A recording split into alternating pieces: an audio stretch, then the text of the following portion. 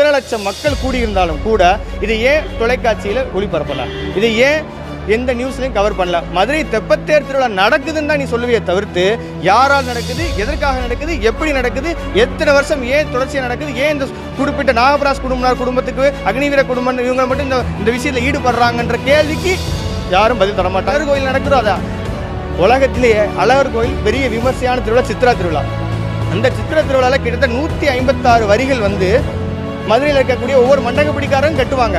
ஆனால் அழகர் வெளியில வரணும்னா தேவேந்திர குல வேளாளர் ஒருத்தருக்கு அவர் எங்களுக்கு வரி கட்ட நாங்கள் அனுமதி கொடுத்தாதான் அவர் வெளியிலே வர முடியும். இதுதான் வரலாறு.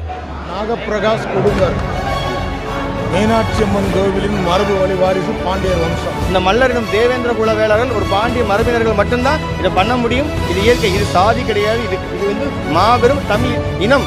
இந்த இனம் இது மல்லர்ன்றது ஒரு பேரினம். அதிலிருந்து கிளைத்தவர்கள் இத்தனை குடிகளும் இன்னைக்கு அது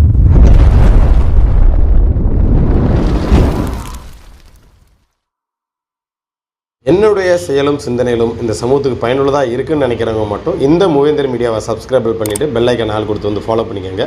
மூவேந்தர் மீடியாவுக்கு உதவணும்னு நினைக்கிற உறவுகள் கீழே கொடுக்கப்பட்டுள்ள வாட்ஸ்அப் நம்பருக்கு தொடர்பு கொள்ளுங்கள். நன்றி.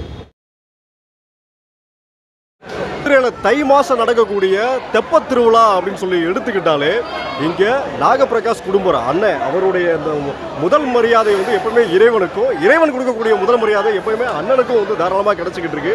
இந்த கைங்கரியம் அண்ணன் எத்தனை வருஷமாக செஞ்சுட்டு இருக்காரு. இந்த கைங்கரியம் செய்யறதுக்கான காரணம் என்ன அப்படின்றத நம்ம அவர்கிட்டே கேட்டு தெரிஞ்சுக்கலாம். நீங்கள் செய்துட்டு இருக்கக்கூடிய இந்த கைங்கரியம் அவ்வளோ சீக்கிரம் மதுரைக்குள்ள யாருக்குமே கிடைக்காத ஒரு கைங்கரியம். இது நீங்கள் எத்தனை வருடங்களாக செய்துட்டு இருக்கிறீங்க, இதற்குரிய பின்னணி என்ன அப்படின்றத நம்ம சொல்கிறீங்களா? சொல்லுங்க. நாகப்பிரகாஷ் குடும்பர் மீனாட்சி அம்மன் கோவிலின் மரபு வழி வாரிசு பாண்டியர் வம்சம். நான் இது தொட்டு கிட்டத்தட்ட எனக்கு தெரிஞ்சு ஒரு 350 வருஷமாக செஞ்சுட்டு வந்துட்டு. சரிங்களா? பக்கா ரெக்கார்டு ஒரு 180 வருஷத்துக்கு இருக்குது. பக்கா இருக்குது, ரெக்கார்டு இருக்குது எல்லாத்துக்கும். அது எனக்கு முன்னாடி எங்கள் தாத்தா, அதுக்கு முன்னாடி நாகலிங்க குடும்பை, அதுக்கப்புறம் கருங்கன் குடும்பை, அதுக்கப்புறம் நாகலிங்க குடும்பை, இப்போ நான் நாகப்பிரகாஷ் குடும்பை. இது வழி வழியாக செஞ்சுக்கிட்டு வர்றது. மீனாட்சி அம்மன் கோயிலுக்கு நாங்கள் தொட்டு வந்துக்கிட்டு இருக்கோம். அது எனக்கு அப்புறம் என் வீட்டுக்காரமாக செய்வா, என் வீட்டுக்காரமாக எனக்கு 2 குழந்தைகள் இருக்குது. அது தொட்டு செஞ்சுட்டு வந்துக்கிட்டு இருப்பாங்க. அது எந்த ஒரு மாற்று கருத்தும் கிடையாது. அது எனக்கு கிடைச்ச ஒரு என்ன நான் மட்டும் இது என்னுடைய நான் இந்த இந்திர குலத்தில் பிறந்த எனக்கு மட்டும் இந்த மரியாதைன்னு கிடையாது. சரி. தமிழ்நாட்டில் தென் மாவட்டங்களில் மோஸ்ட்டில் எங்கள் சமுதாயத்திற்கு இந்த அங்கீகாரம் கிடச்சிருக்கு. அவங்க வழி வழியாக அவங்களும் செஞ்சுட்டு வந்துக்கிட்டு இருக்காங்க. சிலதை இழந்ததை மீட்டெடுத்து கொண்டு வந்துருக்காங்க. அதற்கு உதாரணம் பழனி கோயில். இழந்ததை மீட்டெடுத்து கொண்டு வந்தாப்புல அண்ணன் ஜான்பாண்டியன் அவர்கள்.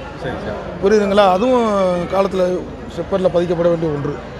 அதனால் எங்களுடைய வம்சாவளிக்கு வம்சத்துக்கு வந்துக்கிட்டே தொடர்ச்சியாக வந்துக்கிட்டு இருக்குது. நானும் செய்வேன், எனக்கு அப்புறம் எல்லாம் தொடர்ச்சியாக செஞ்சுக்கிட்டே இருப்போம். சரிங்க. இந்த மதுரை மீனாட்சி அம்மன் கோயிலுக்கு மட்டும்தான் நம்ம குடும்பத்தில் செஞ்சுட்டு இருக்காங்களா, இல்லை வேறு ஏதேனும் கோயில்களுக்கும் நீங்கள் இதை செய்துட்டு இருக்கீங்க? அனைத்து தமிழ் சமூகங்களுக்கு வணக்கம். இன்றைய தைப்பூச திருநாளில் எங்கள் பெரும்பாட்டன் முருகப்பெருமானை வணங்கி கொண்டு இந்த மதுரை அனுப்பானடி தெப்பத்தேர் திருவிழா ஆனது பன்னெடுங்காலமாக பாண்டியர் காலத்திலிருந்து வழக்கமாக நடந்துக்கிட்டு இருக்க ஒரு மிகப்பெரிய நிகழ்வு. மதுரையின் பூர்வீக கிராமங்கள் மாடக்குளம், அனுப்பானடி, அவனியாபுரம், விளாச்சேரி, திருப்பரங்குன்றம், பழங்கானத்தம், இந்த 6 கிராமங்கள் தான் மதுரையோட தாய் கிராமங்கள். இந்த கிராமத்தில் இருக்கிற இவங்களோட உறவுகள் தான் மதுரையில் இருக்கக்கூடிய உலக பிரசித்தி பெற்ற மதுரை மீனாட்சி அம்மன் கோயில், திருப்பரங்குன்றம் கோயில், அழகர் கோயில், பாண்டி கோயில் என எல்லாருமே மரபுரிமை வாரிசுகளாக இன்றளவும் இன்னைக்கு வரையும் வாழ்ந்துக்கிட்டு இருக்கோம். அதை விட மிக சிறப்பான ஒரு விஷயம் என்னென்னா, மதுரை பழங்கானத்தை பக்கத்தில் இருக்கக்கூடிய கோவலன் பொட்டலில் இன்றைக்கும் தேவேந்திர குல வேளாளர் சமூகத்திற்கு தான் அதுக்குண்டான இடுகாடுகள் அங்கே இருக்குது. அங்கே தான் கோவலன் இடுகாடில் பிழைக்கப்பட்டிருக்காரு. அதுவே மிகப்பெரிய வரலாற்று சான்று. அதோட வம்சாவளிகள் நாங்கள் இன்றைக்கி தொடர்ச்சியாக இருந்துகிட்டு இருக்கோம். மீனாட்சி அம்மன் கோயில் மீனாட்சி, அவங்க பேர் அங்கேயர் கன்னி. மீனாட்சின்ற பிற்காலத்தில் பேரிடப்படுது. மீனாட்சி ஒரு சின்ன விஷயந்தான், எல்லாருமே மக்கள் தான். ஆனால் ஏன் இந்த சமூகத்துக்கு, குறிப்பிட்ட சமூகத்துக்கு மட்டும் நடக்குது அப்படின்னா, இது சமூகம் முடியாது, வாழ்வியல், இது இயற்கை யதார்த்தம். இன்றைக்கி தெய்வமாக இருக்கிறது உங்களுக்கு தெய்வம், எங்களுக்கு மூதாதையர். இந்த மூதாதையர் வந்து எங்களோட விழாவில் அவங்களே முன்னாடி இருந்து வருவாங்க. இது நாங்களாகவே செஞ்சுக்கிட்டுறது. இன்றைக்கி இருக்க சொசைட்டி கட்டமைப்பில் வந்து இந்த அரசாங்கம் HRNC டிபார்ட்மெண்ட் இல்லை ஆக்ட் பண்ணிக்கிறாங்க. இல்லை அப்படின்னா இது முழுக்க நாங்களே எடுத்து செய்கிற ஒரு விஷயம். இன்றைக்கி இந்த நவநாகரிக காலத்தில் இந்த மாதிரி செட்டப்ஸ் இருக்குது. ஆனால் என்ன தான் எவ்வளோ நாகரிகம் வளர்ந்தாலும் கூட இந்த மாதிரி மரபு ரீதியை யாராலையும் தடுக்க முடியாது, யாராலையுமே தடுக்க முடியாது. ஆனால் தடுக்கிறதுக்கு சில அரசியல் காரணங்களாக நிறைய செயல்பாடுகள் இருக்குது. உதாரணத்துக்கு பாலமேடு ஜல்லிக்கட்டு முதற்கொண்டு சொல்லலாம். ஆனால் இந்த மாதிரி ஒரு மரபு ரீதியில் வந்து இன்றைக்கி நேரத்தில் பழனி செப்பேட்டில் கிபி 1528 தெளிவாக கல்லும் காவேரியும் இருக்கும் வரை புல்லும் பூமியும் இருக்கும் வரை இந்த தொடர்ச்சியாக இந்த நிகழ்வு நடந்துக்கிட்டே இருக்கும். அப்புறம் என்ன அர்த்தம்? இந்த உலகம் எத்தனை யுகத்துக்கு முன்னாடி தோன்றியிருந்தாலும் சரி, இந்த உலகம் இத்தனை யுகத்துக்கு பின்னாடி அழிந்தாலும் சரி, அன்னைக்கு வரைக்கும் இந்த மல்லரினும் தேவேந்திர குல வேளாளர்கள் ஒரு பாண்டிய மரபினர்கள் மட்டும்தான் இதை பண்ண முடியும். இது இயற்கை, இது சாதி கிடையாது. இது வந்து மாபெரும் தமிழ் இனம். இந்த இது மல்லர்ன்றது ஒரு பேரினம். அதிலிருந்து கிளைத்தவர்கள் இத்தனை குடிகளும் இன்றைக்கி அது பெரிய நீட்சியாகி பெரிய தனிப்பெரும் சமூகமாக போயிடுச்சு. தமிழர் குடிகள் உலகளாவிகளாக குடும்ப நாகரிகத்தை தோற்றுவித்தக பல்லர் சமூகம், தேவேந்திர குல வேளாளர்னு பல மேலை நாட்டு அறிஞர்கள் முதற்கொண்டு சொல்லிட்டு போயிட்டான். அந்த குடும்பர் வாழ்வியை தாங்கி இன்றைக்கும் இருக்கக்கூடிய குடும்பர்கள் ஒன்னொல்லி தேவேந்திர குல வேளாளர்கள். அவர்களெல்லாம் மதுரை பூர்வீக குடி மக்கள் உலகம்லாவிகள தமிழ்நாடு இருக்க 400 கோயிலுக்கும் மேற்பட்ட கோயில்கள், அனைத்து மரபு குடிகள், அனைத்து கோயில்களும் மரபு சடங்குகள், மரபுரிமை வாரிசுகள் தேவேந்திர குலவேள சமூகம் மட்டும்தான் இருக்கிறாங்க. வேறு யாருமே இருக்கிற கிடையாது. 400 சமூகங்கள் தமிழகத்தில் இருக்குது. 400 சமூகங்கள் தமிழகத்தில் இருந்தாலும் கூட குறிப்பிட்ட ஒரு 5-6 சமூகங்கள் அல்ல அதிகபட்சம் 7 சமூகங்கள் மட்டும்தான் கோயிலில் பார்ட்டிசிபேட் பண்ணுறாங்க. ஆனால் மரபு ரீதியான வாரிசு சீரிய நடக்கிற விஷயங்களும் தேவேந்திரோட சமுதாயத்தில் நடக்குதும். உதாரணத்துக்கு பிள்ளைமார் சமூகம் இருக்கும், செட்டியார் சமூகம், முதலியார் சமூகம் இருக்கும். ஏனைய சமூகங்கள் ஒரு பார்ட்டிசிபெண்ட்டாக உள்ளே வந்திருப்பாங்க இன்பிட்வீன் டைமில். ஆனால் ஆதி காலத்திலிருந்து ஏன்னா அந்த கடவுளே தேவேந்திர குல வேளாளர் தான். இது வந்து பெருமைக்காகவோ இல்லை நாங்கள் தான் மிகப்பெரிய சமூகம்ன்ற காட்டுவதற்காக கிடையாது. இயற்கை நீதி அதுதான். இது எல்லா வரலாற்று தரவுகளும் இருக்குது.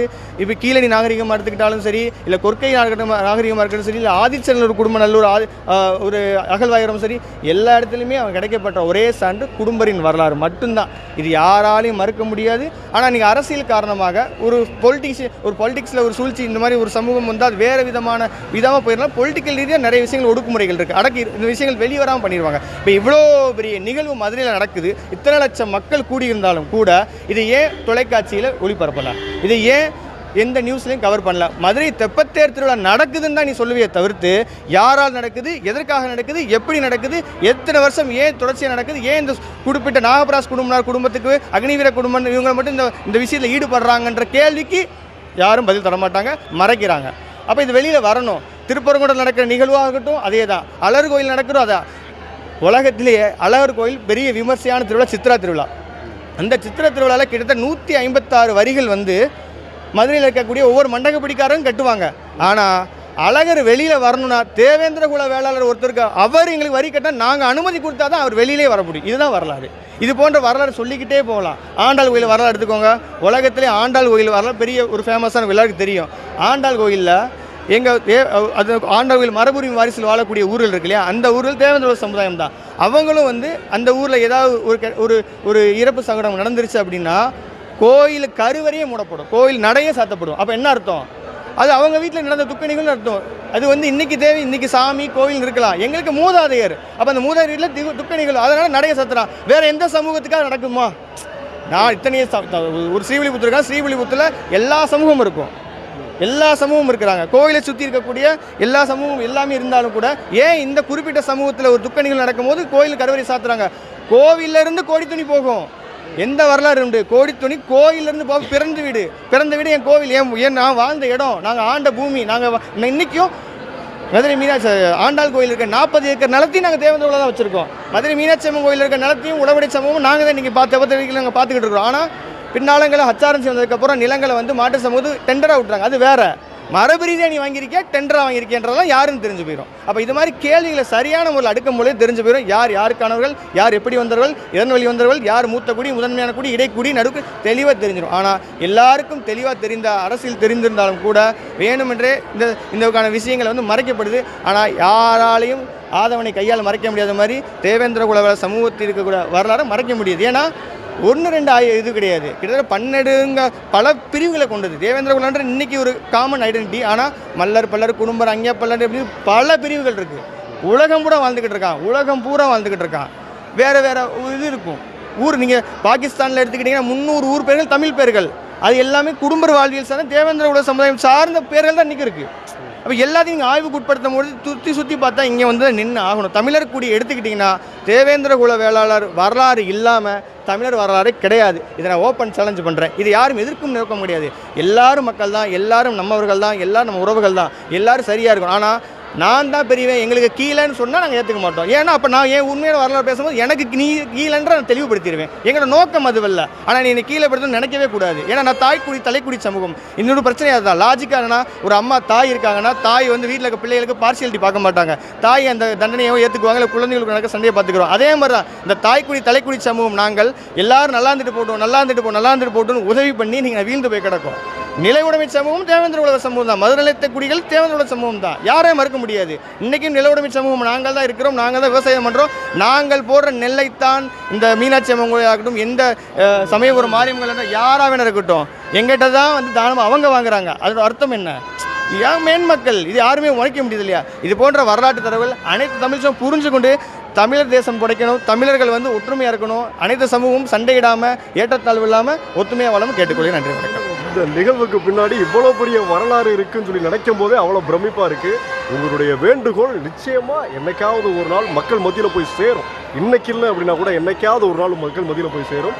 அதற்கான வாய்ப்புகள் ரொம்ப அதிகமாகவே இருக்குது. இன்றைக்கி உங்களை சந்திச்சதுல ரொம்ப மகிழ்ச்சி. நன்றி. பெரும் மகிழ்ச்சி. நீங்கள் தான் இது வந்து உலக மக்களுக்கு எடுத்து வைக்கணும்.